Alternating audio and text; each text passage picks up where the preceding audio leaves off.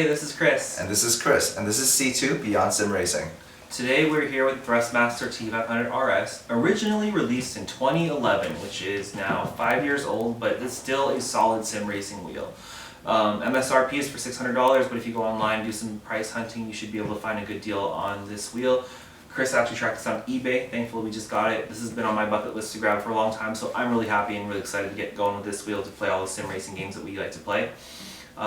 If you notice really quick before we unbox, there's a couple features that this box features, and that is that it has 1080 degrees of rotation, which is 3 full turns.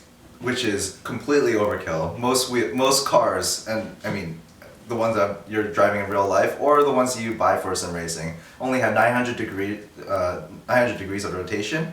And when you're racing, you really only go 90 degrees each way anyway, so it's a little overkill. Overkill but fun, and Chris speaks from experience because he used to drive for Hyundai. You mean Hyundai, like Sunday? Sure, Hyundai like Sunday. Remember that.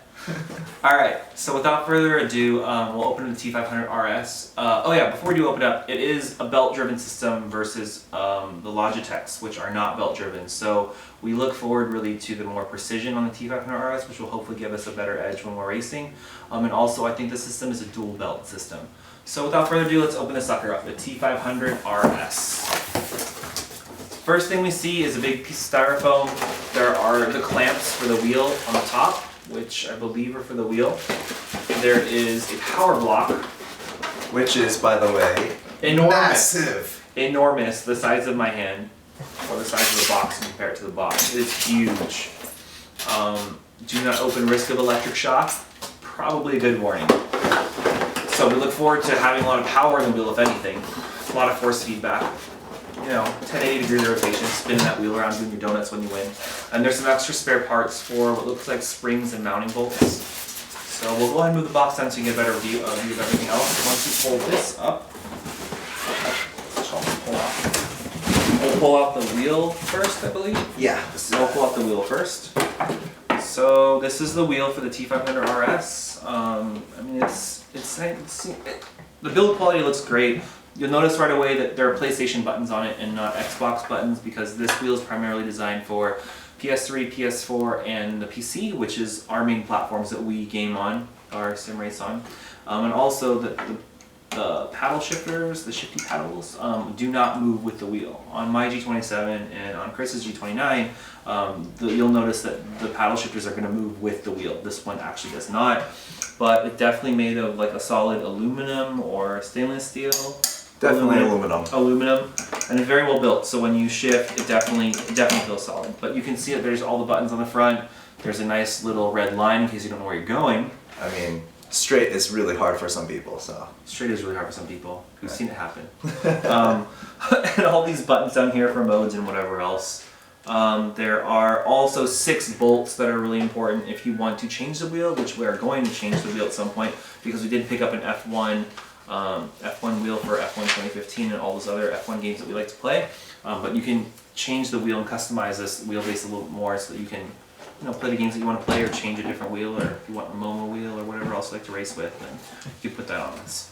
One thing I noticed immediately is that compared to the Logitech wheels, which is gear driven like we said before, this is extremely quiet. The dual belt driven motor is really solid. It's very quiet and there's like almost no dead zone, which is really nice. Other thing I noticed is the wheel is rubber. You'll see in other parts of this set of the pedals and so on, the construction is really high quality. The rubber is a little disappointing just because, I mean, Logitech and Fanatec, they use leather stitched steering wheels, which really give you a better feel for the thing. Luckily, you can upgrade the steering wheel to the F1 wheel, as he said before, which actually has much nicer materials. Yep, and then quick connection stuff, right? So power goes on the back. This is the wheelbase for the USB cord on the front. There's another pedal base here for it looks like a small phone line, but there's power and pedals here. On the back, you'll notice this is where the mount goes for the clamp, and then also if you want to mount it somewhere else, there looks like mounting bolts in the back, so you can mount it to like aluminum plate or whatever, like if you had a play seat at home or something like that. So we'll leave the wheel out here. Chris is going to pull up the pedal set.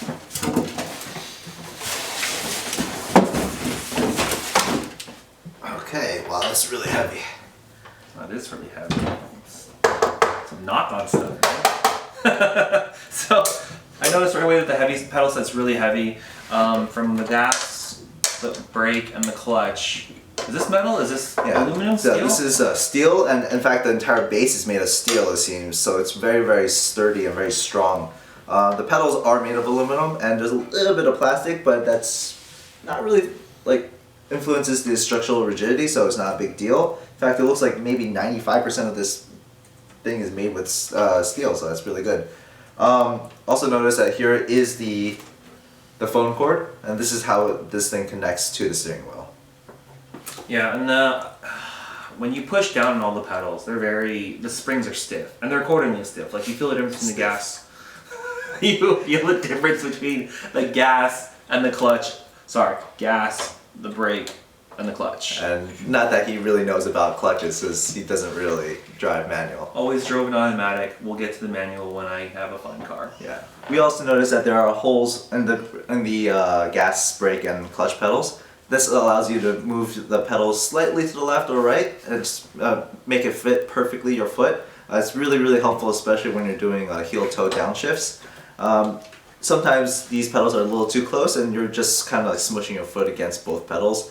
This allows you to space it out a little bit more and makes you a little bit more comfortable when you're doing the heel-toe. It's nice to have the customization, so on the wheel you can swap out the wheel, on the pedals you can move the pedals around. It's kind of nice to have that customization. I know that my G27 doesn't allow me to do that. Also, if you wanted to reverse mount this, so instead of playing on the ground at home, if you have a custom sim rig that you're using, which a lot of people do have these days, go ahead and flip this sucker around and notice that it immediately reverse mounts. It's not going anywhere. And you can go ahead and do the same thing, change the pedals around, and just change the programming in your settings so that your gas is actually here now. Yeah, and if you have a PC, just get the software online on their website, or otherwise you could just do it directly in your PS4. Yep. So, I think that's pretty much it. We covered the wheel, we covered the pedals, we covered the mounts, the power cord, which is huge. So thanks for watching our video. Comment or ask us questions below.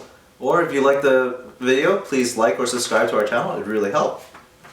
Thanks for watching our video.